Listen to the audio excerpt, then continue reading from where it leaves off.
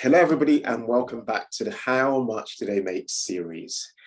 Today, we've got a very exciting guest for you guys. Hi, Miranda. Do you want to tell everybody who you are, what you do, and for how long you've been doing it? Hi, Ken. Hi, everyone. My name is Miranda, and I work in the pharmaceutical industry within drug safety and mergers and acquisitions. So my role is involved in bringing companies that we acquire into the company that I work for and then transition them within our space, making sure they are following our processes, making sure we're following the law. As you know, the pharmaceutical world is one highly regulated industry. So that is what I do within the company that I work for.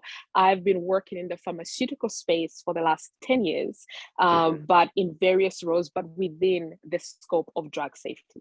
Right, got it. So I've never met anyone like you before doing this type of role that you're doing. So I'm very curious, and I'm sure our audience are. How did you get into this job you're doing right now? You know, like what degree did you need to have, and just unpack a bit of the background that has led you to where you are today. So I did a degree in pharmacology, which is a life science. And when I did a 4-year program. Okay. That 4-year program included a gap year to either go abroad and study at a sister university or do a placement. Knowing where I wanted to be in the future within the pharmaceutical industry world, I chose to do a placement, and I was one of the lucky few who got a placement at a pharmaceutical company near my university. And that's where I started working actually in clinical trials, but not specifically safety, but just clinical trials in general.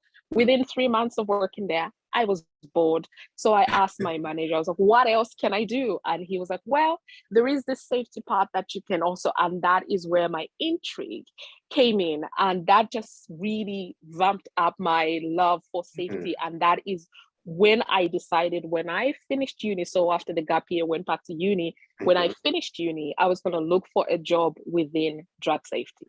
Wow. Okay, that's awesome.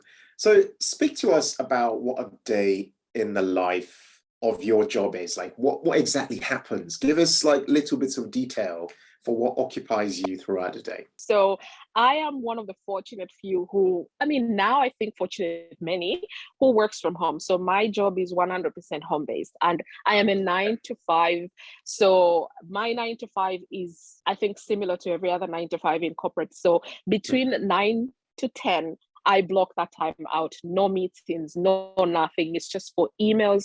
I look at my emails. I look at the plans that I have set, what I want to accomplish that day, and also look at what I would like to adjust that day, because sometimes you make plans and then things change. And I also try living in my 9 to 5 working schedule. I leave in room for things that might come up. So I'll leave an hour just empty in the calendar. It's blocked off as personal time but it's kind of like I block it off so that I know if something does come up, something urgent comes up out of the blue, I still have that time built into my everyday. So 9 to 5 on the clock. I get up, I start my work, coffee in hand. And obviously because I'm part of the Humble Penny, Financial Joy Academy, I am up at 4:45 so that I can take my 5 a.m.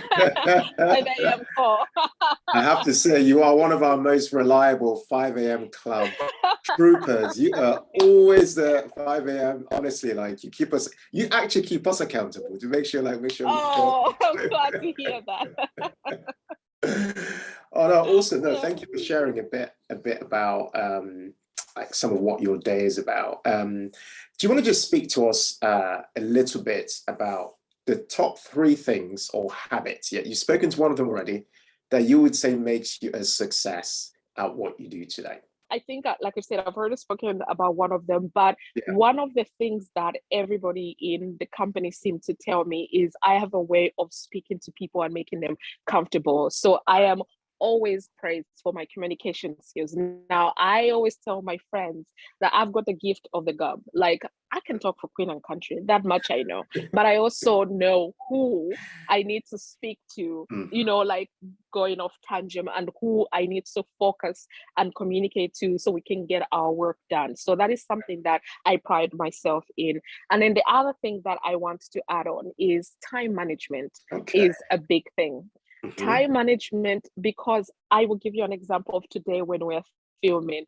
From 9 a.m. all the way to 5:30, I have meetings for every hour in my calendar. So when exactly are you able to execute some of the things that you're discussing in meetings? This is why I block out various times to allow for me to be able to actually action the you know, the meetings, and not have to work later in the night. And I think it's also quite dangerous because I work from home. It's easy for me to just stay on a little bit longer. So time management keeps me, I laugh at this because as soon as 6 p.m. hits, mobile work phone is off, laptop is down, we're not touching it. You're militant. I love it. So everybody knows if it's 5:55, you're not going to get me because my computer is going on switch off mode already. So time management is really good. Communication skill is very important. And because I work in project management space, project management skills are highly, highly important in my field. Goodness me, I love the precision of your timing to switch that work phone off. And you know, it's something that I actually had to learn over the years, because I used to get anxiety and I wake up in the middle of the night because my brain would just be running around, and then I wake up in the middle of the night because I had the laptop at home. I'm just like, you know, I'll just do one email because, you know, let me just do that email, and then all of a sudden I've done 2 hours, it's midnight, and you're just like, this is not healthy. So I had to work on that for sure. Wow. What would you say you love about what you do? What I love about what I do is having myself, I come from a company that was acquired by the company I work for.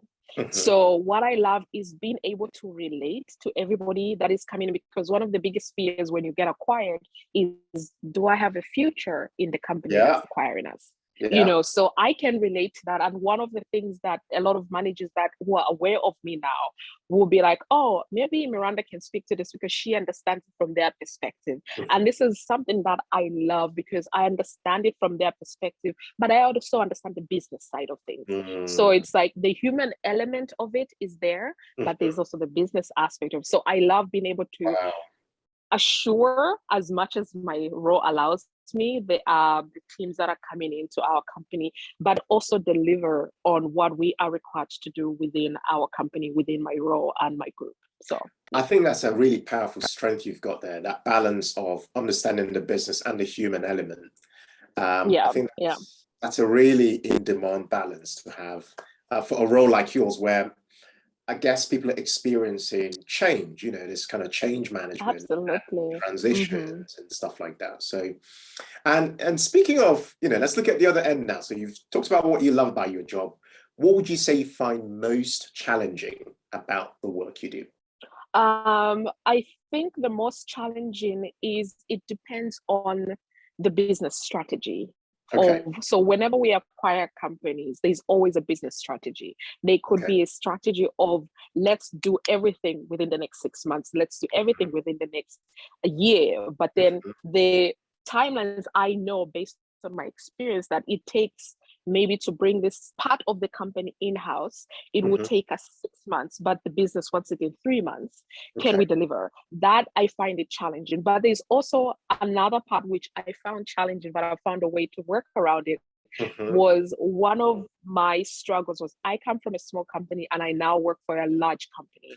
So I got used to they knew that I wasn't going to endanger the company nor our patients. So they gave me free reign on how I operated. So now in being in a big company, my struggle is inaction.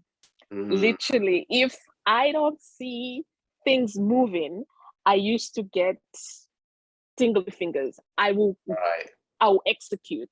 instead of allowing the persons to, maybe they needed to be showed how to do it a bit better, or maybe they just needed that helping hand. So it's kind of not exactly sitting on my hands, but taking a step back, allowing the person to understand the problem, propose a solution, and work with them to come up with the solution. Because my big thing, and this is something like in my personal development I've been looking at, was how do I allow people to do their work without me getting jittery and just being like, this is not getting done, this is not getting done, let me just do it myself, when it's not me who's supposed to do it. So that is one thing that I found quite challenging, but over the last couple of months, I've found a way to take a breather, allow enough room when I'm planning the project, adding enough room for people to, to have some space to work, not to be always back to back. Back to back. Space is very important.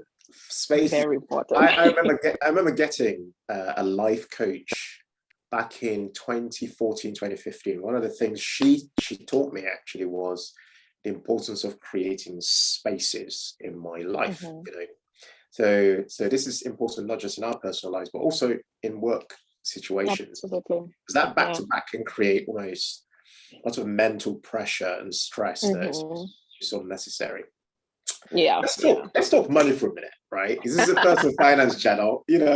People listening, they're going to say like, wow, this woman, like, she sounds like she's super high level, she's a senior member of staff. Let's talk money. So what do you actually earn from your job? Maybe on an annual basis or monthly basis. Give us an idea. And from what sources even? So I want to say from all sources, including my 9 to 5, I am just trading under 100K from all my sources. Got it. And then on a monthly basis, I bring in anything between 5K to 8K a month from all my sources. Yes, with my workspace, I want to say with my role, it trades anything from 60K to 70K. Within the area that I'm in. Starting out as an associate can be anything. I won't say entry level, but I'll say more like you have a bit of experience in the work itself. So it would be more 40K, 50K around that part. But then as senior managers, as you go with experience, you start trading upwards. I trade between those numbers. And so the rest of it is your side hustles and stuff, which we're going to talk about.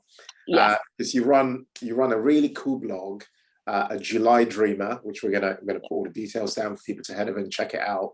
And you do some other things. I want us to really talk about that later on this this interview we're having.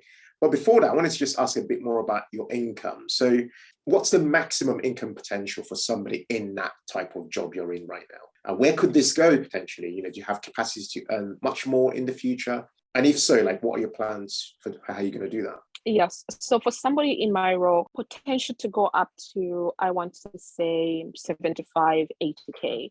And then in terms of my personal desire to move on and, increase my income within my work, the next level up is something that I can look at, and that trends between 90K, 100K, or I can change within the pharmaceutical space. And just actually within safety, there is a role that definitely starts off at 100K, but with experience, right?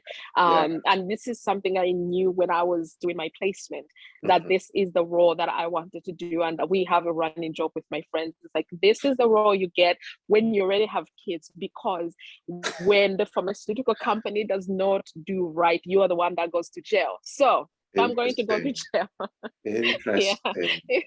So it's a very beautiful role that I have done as a deputy of it.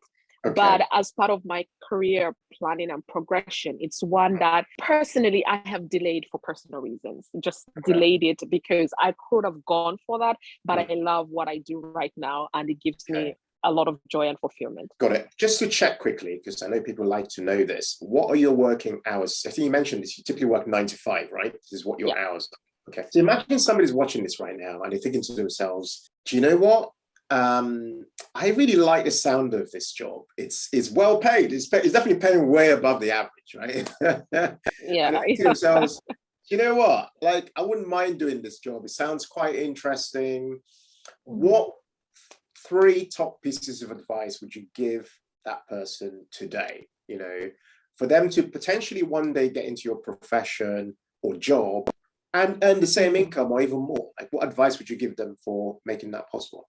Okay, the advice, I think I will break it in two parts. The first is somebody who already has a life science degree, because that is the basis for the role that I do. So I have a pharmacology degree, but it's counted as a life science degree. So anybody with a life science degree can get into the pharmaceutical industry and work their way up. I worked my way up from clinical trials assistant, then manager. Then I moved on to the safety aspect, where again, I started as a coordinator, associate, project manager, and what have you. So it's kind of like there's a pathway, but it makes it so much easier if you have a life science degree. So life science degree, if you already have it, it's easier to transition. But it's also something that's easy to transition for nurses, pharmacists, everybody with those type of degrees. We work with a lot of nurses that they're working on the clinical aspect of it as a nurse, but then they switch over to the pharmaceutical world. So it is something that is doable. If you are still in maybe doing your A-levels or trying to choose what degree to do, definitely look at life science degrees. So you want to do your sciences and do life science. So you could do biomed, you could do pharmaceutical science, you could do pharmacy, pharmacology, biochemistry. There's a lot of various options, but I want to say pharmacy and life science degrees are the top notch that you should consider for this type of a role. And another piece of advice I would give is every single company wants you to have experience, but you can only get experience if they give you an opportunity. Exactly. So this is why, for me personally, I want to say I envisioned my future when I was at university, because I understood from those before us who were saying, oh, it's very difficult to get a job in the pharmaceutical world. They always want you to have experience. I had an opportunity to either do 3 years and be done, or do 4 years. And in that 4 years, use 1 year as an placement year. And that's what I chose to do. And for me, it worked out big time, because I was one of the lucky few that I wrote my exams on the 9th of May, and on the 12th of May, I had an interview, and on the 15th, I had a job. Wow. That's all I know. So that's how quick, because they just saw, of all of the candidates, I was the one who had the experience they were looking for. So experience is highly sought after. So if you're still doing your university, go for it. If you haven't, there are other avenues that you can go through to get that experience. But experience is highly sought after in my field. Yeah. Right. Let me ask you something unusual. Right. You're a Black woman in space, right? Was it more difficult for you getting a job in this particular industry, or would you say that this area you work in is an area that, you know, many people of ethnic minority backgrounds can easily get into, or not? I mean, just for my curiosity, and I think people might also be wondering that question. Yeah.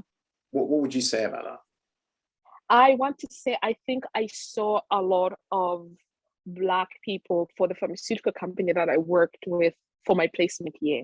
And it's them that actually gave me the courage to be like, oh, actually, I can do this as well. So we had, as part of my year 2 seminar, they brought in the students that just came back from their placement, and they gave us advice on, if this is what you want to do, definitely do a placement, but do not do A, B, C, D, that kind of thing. But it was a lot of ethnic minorities that were in this role, and I want to say very female dominated role as well, because the pharmaceutical industry, if you look at drug safety, most of the leadership is female when it comes to drug safety. It's quite interesting. It's not something that I'm just curious.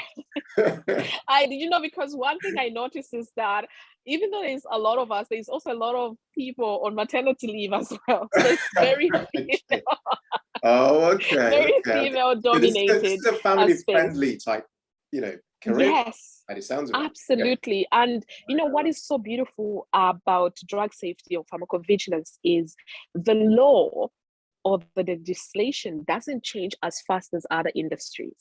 So right now we are in 2022 and we're still working to a legislation that was passed in 2012. And prior to that, 97. And so it's new in a way, but it's also developing quite fast. But in terms of when the law comes in, implementation takes time. So whenever, let me say that MHRA in the UK or EMA in Europe introduces a legislation, 90% of the time implementation is not that same year. So if you went on maternity leave, you come back, it's still the same law that you left before. So long as you have that knowledge and experience, it's not hard to jump back in. What might be hard, even like when you're jumping company to company, what might differ is the processes that each company has, but the the fundamentals are still the same. So I think this is why it's so female dominated as well. Wow, that's so interesting. There must be other industries like that are actually quite similar to the one you've got, but it's actually really, really interesting to think that first of all, it's accessible for lots of, obviously, white people, ethnic minorities, and so on. It's well paid and it's family friendly. I mean, it ticks many really important boxes. And obviously you enjoy it. It's not just for the money. Absolutely. Yeah. So that's fantastic. Let's shift gears a little bit, Miranda. Let's talk personal finances, right? Because we're on a personal finance channel. How would you describe your current relationship with money? My current relationship with money is very well balanced and well improved. Okay. That's what I would say.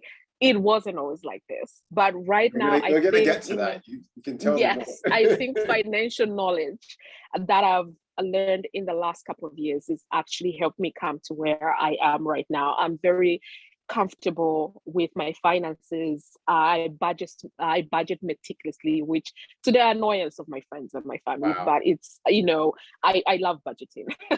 Wow, that's good. Well, I'm pleased to hear, as you mentioned earlier, that the Humble Penny Financial Academy have had a lot to do with that. Yes, which is fantastic. Let's talk about your parenting. So your kind of upbringing. What would you say you learned from your parents about money growing up? What I learned, my dad is not good at managing money at all. That part I knew already, but my mother has always been, I always have this conversation, me and my very close friends, we always talk about our African upbringing and money. And I want to say my mother's influence has been great in my life, because we say my mother can break £5 and turn it into £50 of the things that she buys to feed her family, whereas we as a new generation can break £50 and turn it into £5 of the things that we buy. So it's kind of like, how did she manage? When I look at what I earn and what my mother earns or used to earn at that time as well, it's so low, and I still don't understand think how she was able to raise a family on her salary. So it's kind of something that I have learned from her. One of the big things was she always bought in bulk, and she always had side hustles, always. You can say that again. So we have that in common. So my mum is definitely one of my parents. I've got both my mum and dad. I'd say my mum is definitely the person I've learned the most about money and enterprise and business from. The most. And it's interesting, isn't it? I wonder if it's because like when I think about a lot of my African friends, brothers, sisters, and people, they also say quite similar things. So I wonder why that's, I mean, what part of, I mean, I didn't ask you this, what part of Africa does your kind of heritage come from? What country are we talking here? Zambia, right? Okay. Yeah. So that's interesting. Isn't it Zambia where they have that thing where I remember someone messaging me once and saying how it's very hard to save money in Zambia. How, apparently you always have to look after like everybody else, like your neighbors. Is that true? So I want to say it's not that easy to definitely save for it, because there is the black tax, if you want to call it that way. Let's call it that way.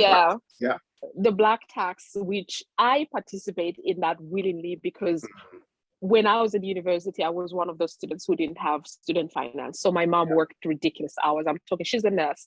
She worked 72 hours, crazy hours, plus side hustles. And myself, we did that. So what I chose to do was I told my mom, as soon as I finish university and get my first job, you are either quitting or you're dropping down your hours. But try to tell an African parent to quit something, that's a topic for another day. But she did come down her hours so that I can cover what she would have gotten from her work. So that is something that's personal. But there's the black tax where if you are the one who's earning a lot more than others, you support everybody else. Yes. So I willingly again choose to support. I've got my mother is from Malawi, my dad is from Zambia, but we are Zambian. Right. So I've got cousins in Malawi that are still in school that I choose to sponsor, and I pay for their education. I have the same thing in Zambia. So there's a lot of people on your shoulder that you support. But so it makes it harder to save because everything you bring in, once you take care of yourself, everything else goes to support everybody else.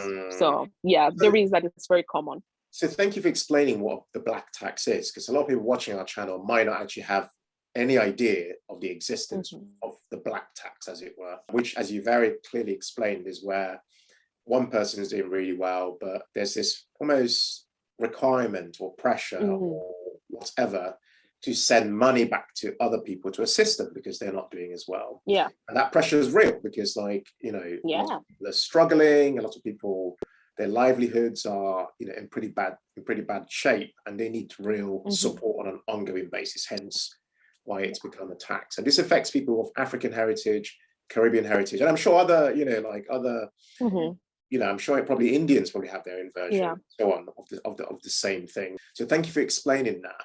What I did want to ask you, you mentioned side hustles. One thing, we talk about side hustles a lot on this channel. And first of all, do you want to start by telling us what is your side hustle? What inspired you to start it? And how does it make an income?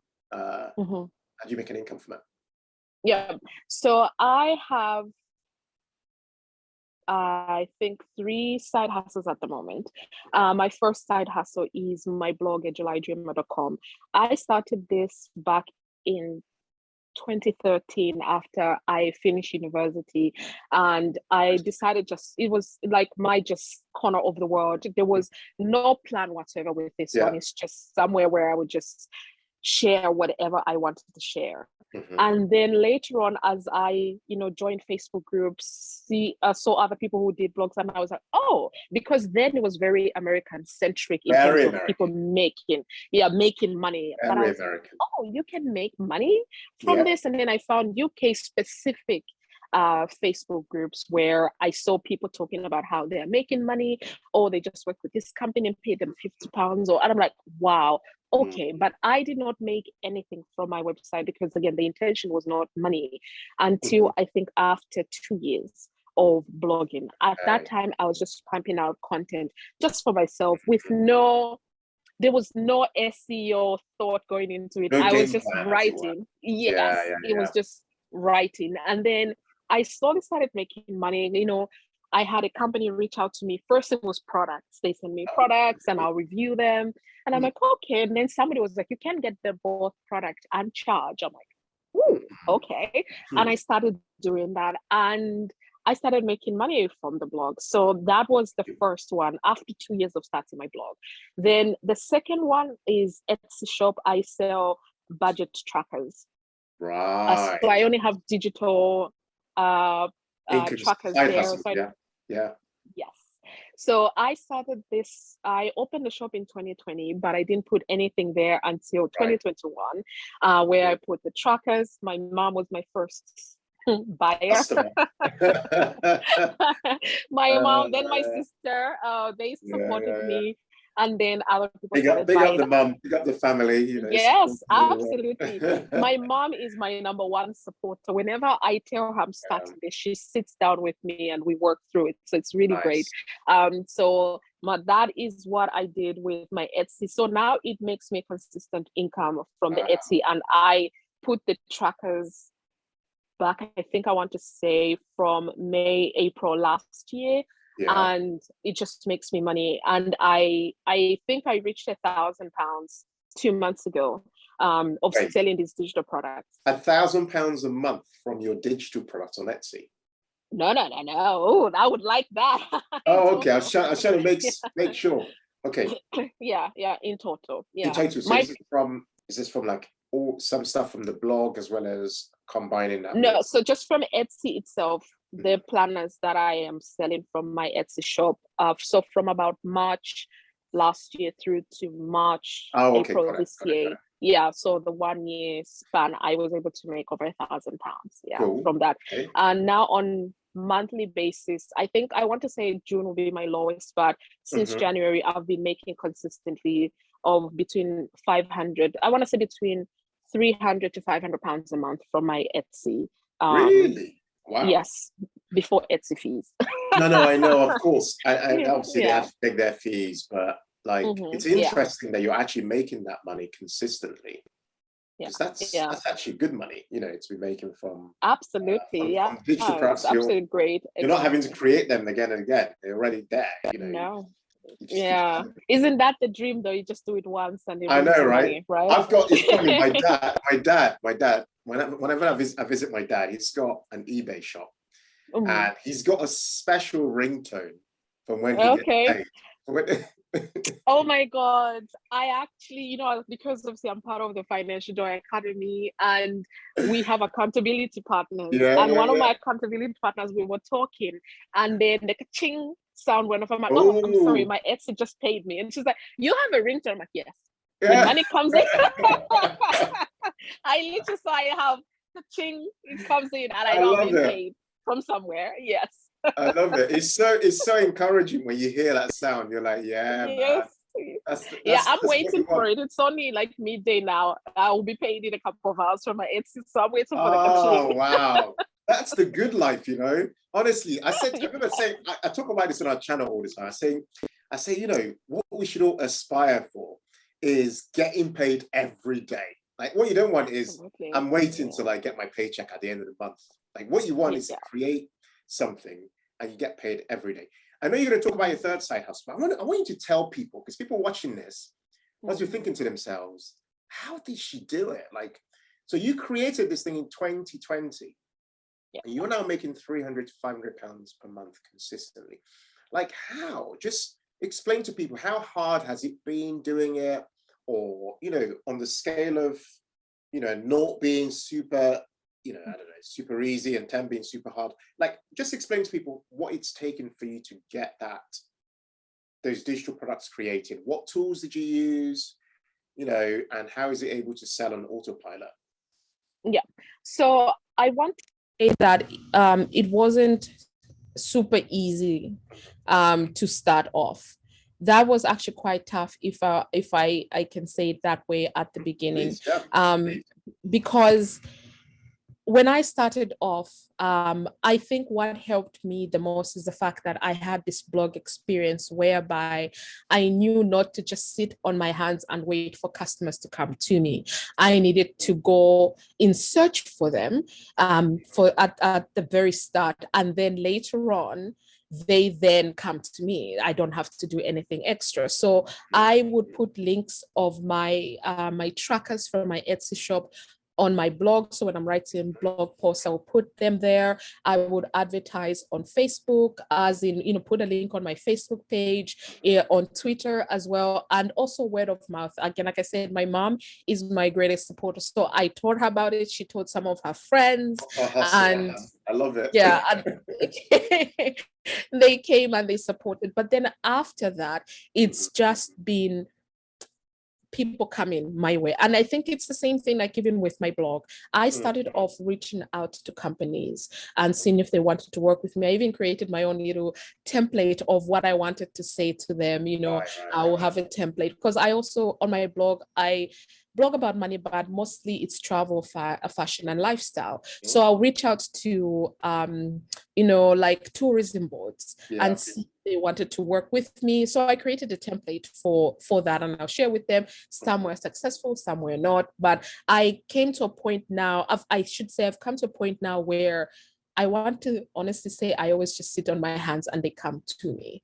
So I have developed a relationship like on the blog site with a lot of PR companies. So they bring business to me. And then for the I have promoted, I want to say, my shop enough, and I still promote on like my Twitter and what have you, almost every other day, across all my social media platforms, even my Instagram, across all of those platforms. And now it's just consistent. Every day I'm getting pings saying, oh, you've made a sale, or somebody has left feedback and what have you. So it wasn't easy to begin with at all. I needed to, I think I want to say, spend a lot of time sitting on my computer, watching YouTube videos, reading a lot of, I love Pinterest. So I'll go to Pinterest and I find all of those, blog posts people have written talking about how to sell digital products and giving tips and what have you. So I did quite a lot of that. And then I don't know if it was just the time of the year, but then people just started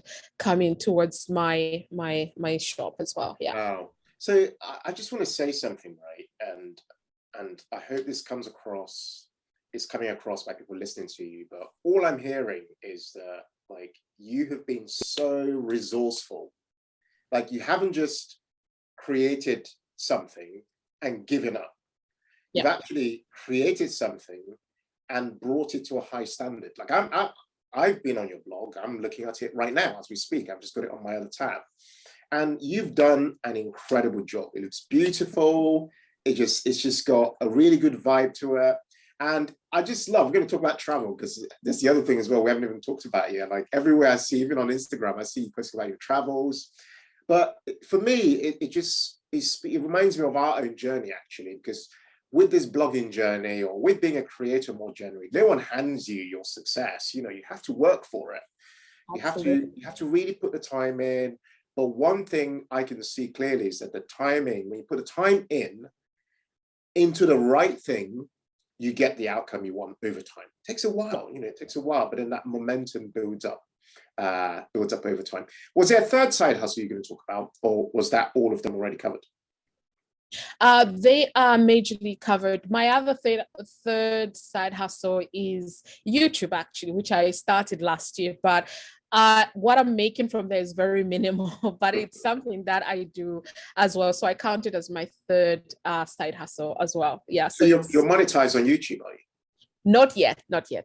Okay. Yeah. So it's quite interesting because I have had people go to my YouTube channel, watch some of my videos, then come to my blog, and then they're like, okay, we would like to work with you if you can do a blog post, because I haven't yet come to a comfortable space where I could do a sponsored video. Whenever I'm given the option, I'm choosing to write the blog post because that is my domain, but I'm working slowly with YouTube. We should chat some more inside of FJA, because we should talk about, so you can make that leap, because we've done it, so we can kind of tell you what to do. Speak to us about how you balance working your job and obviously smashing it and earning a good income, and also running a side hustle. Like, how do you do that? Because not everybody can do that. So do you want to speak to what's making you, what tips you've got for how to do that successfully? So obviously we have the 5 a.m.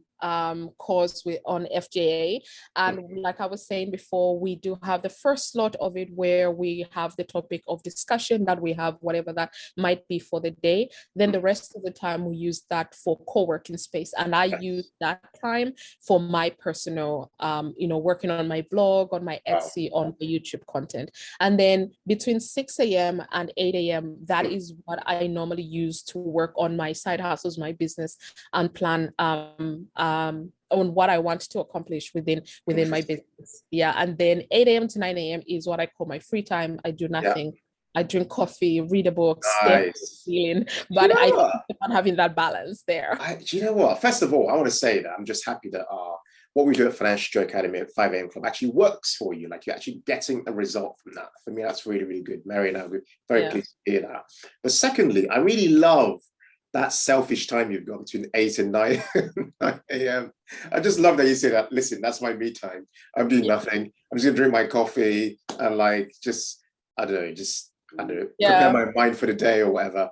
absolutely. That's Yeah. something I definitely feel I can borrow from you. That's really, really fantastic. No, thank you for sharing those tips, because a lot of people struggle with navigating side hustles. We did a poll recently asking people like how much money they made from their side hustles, and a lot of people made zero from their side hustles, you know, and actually struggle with balancing time and on their side hustles as well as work. So it's good to hear that you found something that works, and that the early mornings, actually this, funny enough, this speaks to paying yourself first. So you're literally paying yourself first by running your business first.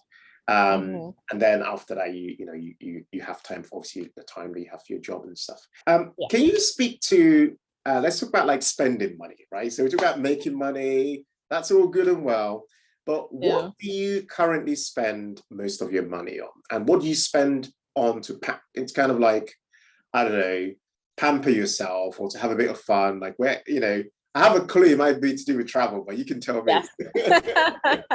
No, you're right. When it comes to how I break my money down, it's more treating myself. It's travel. But I actually follow, I don't know if you know the 50-30-20 rule. Yeah, I follow that a lot, but I switched it around. So as much as I want to spend 50% on my needs, I kind of try to limit it to at least 35 to 40. And then yes, because my goal is saving and investing is 50% of my income. And then my 50% that I'm left with is what I break between having fun, you know, traveling, Netflix, Disney Plus, eating out, and then the rest towards my bills. And for me, the reason why I'm putting a lot towards my saving and my investing is because obviously I invest in the stock market, but I'm also building a property portfolio on the side as well. So it makes sense for me to send as much money as I can. Obviously, as you know, stamp duty ain't cheap. So exactly. Listen, right. It's good you've talked about this. Can we just spend a minute or two? Are you okay talking about it? Just yes, let's just talk about your property portfolio.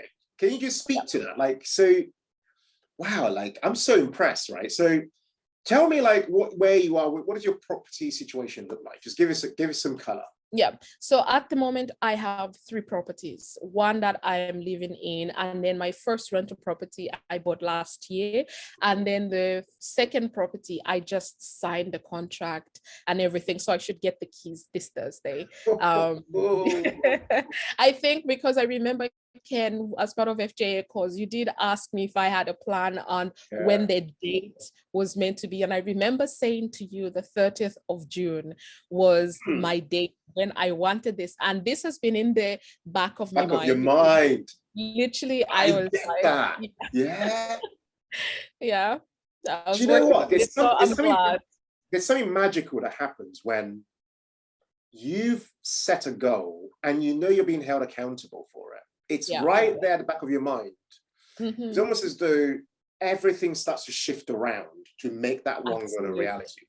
Yeah, absolutely. It actually, for some reason, this one was, as soon as I said the goal out loud to you on that call, it just made everything so real. And I remember speaking to my financial advisor, speaking to my dad, speaking to my lawyer. I'm like, this is what I want to do. And I remember attending every month as part of FJA, we do have the property investing.